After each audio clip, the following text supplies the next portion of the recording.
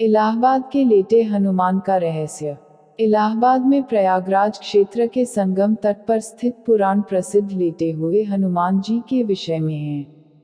यह मंदिर धरती का एकमात्र मंदिर है जिसका विवरण पुराणों में विशद रूप से प्राप्त होता है। यही एकमात्र ऐसा मंदिर है जहां हनुमान जी के लेटे हुए रूप का विवरण मिलता है। अब आजकल तो अनेक मंदिर बन गए हैं जहां हनुमान जी को लेटा हुआ दर्शाया गया है। संभवतः महाराष्ट्र के औरंगाबाद के समीप महेसमल में बना लेटे हुए हनुमान जी का विशाल मंदिर भी इसी श्रेणी में आता है। अस्तु जो भी हो, पुराणों में एक ही लेटे हुए हनुमान जी के मंदिर का विवरण प्राप्त होता है और वह प्रयाग क्षेत्र के संगम तट पर स्थित इलाहाबाद के बड़े हनुमान जी का मंदिर ही है। जो प्रचलित कथा इस लेटे हुए हनुमान जी के मंदिर के विषय में प्राप्त होती है वह यह है कि एक बार एक व्यापारी हनुमान जी की भव्य मूर्ति लेकर जलमार्ग से चला आ रहा था। वह हनुमान जी का परम भक्त था। जब वह अपनी नाव लिए प्रयाग के समीप पहुंचा तो उसकी नाव धीरे धीरे भारी होने लगी तथा संगम के नजदीक पहुंचकर यमुना जी के जल में डूब गई। कालांतर में कुछ समय बाद जब यमुना जी के जल की धारा ने कुछ राह बदली तो वह मूर्ति दिखाई पड़ी। उस समय मुसलमान शासक अकबर का शासन चल रहा था।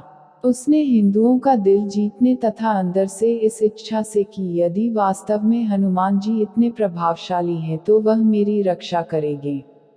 यह सोचकर उनकी स्थापना अपने किले के समीप ही करवा दी। किंतु यह निराधार ही लगता है क्योंकि पुराणों की रचना वेद व्यास ने की थी जिनका काल द्वापर युग में आता है। इसके विपरीत अकबर का शासन 14वीं शताब्दी में आता है। अकबर के शासन के बहुत पहले पुराणों की रचना हो चुकी थी। अतः यह कथा अवश्य ही कपोल कल्पित, मंगढ़ंत या एक समुदाय विशेष के तुष्टिकरण का मायावी जाल ही हो सकता है। जो सबसे ज्यादा तार्किक, प्रामाणिक एवं प्रासंगिक कथा इसके विषय में जनश्रुतियों के आधार पर प्राप्त होती है वह यह है कि रामावतार में अर्थात त्रेतायुग में जब हनुमान जी अपने गुरु सूर्यदेव से अपनी शिक्षा दीक्षा पूरी करके विदा होते समय गुरु दक्षिणा की बात चली। भगवान सूर्य ने हनुमान जी से कहा कि जब समय आएगा तो वे दक्षिणा मांग लेंगे। हनुमान जी मान गए, किंतु फिर भी तत्काल में हनुमान जी के बहुत जोर देने पर भगवान सूर्य ने कहा कि मेरे वंश में अवतरित अयोध्या के राजा दशरथ के पुत्र राम अपने भाई लक्ष्मण एवं पत्नी सीता के साथ प्रारब्ध के भोग के कारण वनवास को प्राप्त हुए हैं। वन में उन्हें कोई कठिनाई न हो या कोई राक्षस उनको कष्ट न पहुंचाए इसका ध्यान रखना। सूर्यदेव की बात सुनकर हनुमान जी अयोध्या की तरफ प्रस्थान हो गए। भगवान सोचे कि यदि हनुमान ही सब राक्षसों का संहार कर डालेंगे तो मेरे अवतार का उद्देश्य समाप्त हो जाएगा। अतः उन्होंने माया को प्रेरित किया कि हनुमान को घोर निद्रा में डाल दो। भगवान का आदेश प्राप्त कर माया उधर चली जिस तरफ से हनुमान जी आ रहे थे। इधर हनुमान जी जब चलते हुए गंगा के तट पर पहुंचे तब तक भगवान सूर्य अस्त हो गए।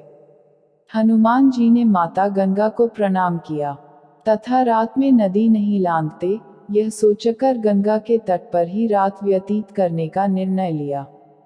हनुमान जी के हृदय में अपने गुरु की आज्ञा पालन का संदेश घुमड़ रहा था। अतः उन्हें नींद भी नहीं आ रही थी। अतः वह आसन लगाकर ध्यानस्थ हो विचार मग्न हो गए। इधर माया ने जब उन्हें ध्यानस्थ देखा तो वह डर गई, क्योंकि यदि प्रातः काल हो गया तो हनुमान जी अयोध्या पहुंच जाएंगे तथा प्रण के दृढ़ निश्चय हनुमान जी अपना कार्य प्रारंभ कर देंगे। अचानक हनुमान जी का ध्यान टूटा। उन्होंने सोचा क्यों न रात सत्संग में बिताई जाए। यह सोचकर वह ऋषि भारद्वाज के आश्रम की तरफ चल पड़े। अब माया और भी निराश हो गई। हनुमान जी भारद्वाज ऋषि के आश्रम पहुंचे। वहां वेद पुराण का व्याख्यान चल रहा था। हनुमान जी वहीं बैठकर कथा सुनने लगे। कथा में भारद्वाज ऋषि ने बताया कि कल यहाँ पर जगत के स्वामी तथा अयोध्या नरेश दशरथ के पुत्र के रूप में अवतरित भगवान राम गंगा को पार कर पहुँचने वाले हैं। हनुमान जी प्रसन्न हो गए। अभी उन्होंने गंगा पार कर अयोध्या जाने का विचार त्याग दिया तथा वहीं संगम के तट पर ही रहकर भगवान राम की प्रतीक्षा करने का निर्णय लिया। रात्रिकालीन आवश्यक कार्यों को पूरा कर हनुमान जी वहीं संगम के तट पर लेट गए और उन्हें नींद आ गई। इधर माया को अवसर मिला और उसने हनुमान जी को धर दबोचा। हनुमान जी घोर निद्रा में चले गए। इधर भगवान राम गंगा पार कर प्रयाग पहुँचे। उन्होंने हनुमान जी को सोते हुए देखा तथा उनको यह वरदान दिया कि इस सोए हुए हनुमान की मूर्ति के जो दर्शन करेगा उसे बिना किसी प्रयास के मेरी कृपा प्राप्त होगी।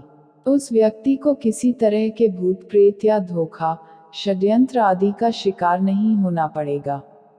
उसके सारे शत्रु स्वतः ही परास्त हो जाएंगे। इस तरह हनुमान जी को अमोघ वरदान देकर भगवान राम भारद्वाज ऋषि के आश्रम तथा अक्षयवट का दर्शन करते हुए आगे बढ़ गए। यह वरदान आज अक्षरशः सत्य हो रहा है। इस पुराण प्रसिद्ध सिद्ध हनुमान मंदिर का दर्शन निश्चित ही समस्त बाधा, कष्ट, अरिष्ट आदि को शांत करता है। इधर प्रातःकाल जब गंगा देवी ने देखा कि एक प्राणी उनकी तरफ ही पांव फैलाकर सो रहा है, तो उन्होंने अपने आप को अपमानित महसूस करते हुए हनुमान जी को डूबो दिया। सूर्यदेव ने जब प्रातःकाल अपने शिष्य हनुमान की यह दशा देखी तो उन्होंने गंगा को शाप दिया कि तुम्हारा हृदय मैला है जो अज्ञानवश तूने एक सीधे सादे प्राणी को दंड दिया। तेरा सम्मान करते हुए हनुमान ने रात में तुम्हारे ऊपर से होकर गुजरना अच्छा नहीं समझा और तुम दुर्बुद्धि उसे शाप दे बैठी। जा आज से तू प्राणियों के मरे शरीर एवं गंदगी ढोने वाली हो जाओ। गंगा नदी के दूषित होने से संसार के समस्त देव संबंधी एवं शुभ कार्य बाधित होने लगे। तब समस्त देवताओं ने मिलकर भगवान सूर्य देव की पूजा अर्चना की। तब भगवान सूर्यदेव ने कहा कि जा गंगे, तेरे जल के ऊपर मेरी किरणों के पड़ते ही तुम्हारे जल की पवित्रता बढ़ जाएगी तथा तुम्हारे जल से मेरा किया गया स्तवन पूजन कोटि गुना फल देने वाला होगा। भगवान सूर्य के कहने पर गंगा ने कहा कि हनुमान चतुर्मास व्यतीत होते ही पुनः भगवान राम की सेवा में उपस्थित हो जाएंगे। तब तक हनुमान जी किष्किंधा पर्वत पर सुग्रीव की सेना में लगे रहे। चतुर्मास बीतने पर भगवान राम सीता की खोज करते हुए किष्किंधा पर्वत पर पहुंचे। वहां पर उनकी मुलाकात भगवान राम से हुई। अस्तु, कालांतर में जब मुगल शासन के दौरान अकबर के समय में जब बादशाह अकबर ने उस सिद्ध तपोभूमि को अपने किले के रूप में परिवर्तित करना प्रारंभ किया, तब उसके दीवार की ही सीध में सोए हुए हनुमान का मंदिर पड़ गया। उसने तत्कालीन हिंदू धर्मगुरुओं एवं पंडितों को रुपए पैसे का लोभ देकर तथा डरा धमकाकर उस सोए हनुमान जी के मंदिर को अन्यत्र स्थापित करवाने के लिए राजी किया। हनुमान जी के मूर्ति की खुदाई होने लगी।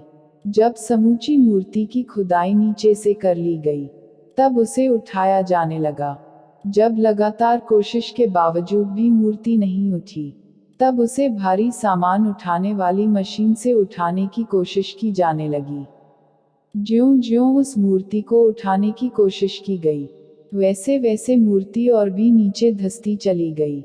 अंत में डरकर अकबर ने उस मंदिर को हटवाने का काम बंद करा दिया तथा डर के मारे उसने हनुमान जी की बड़ी पूजा आराधना की। आज भी उसके उतने बड़े भव्य किले की दीवार हनुमान जी के मंदिर की तरफ टेढ़ी ही है।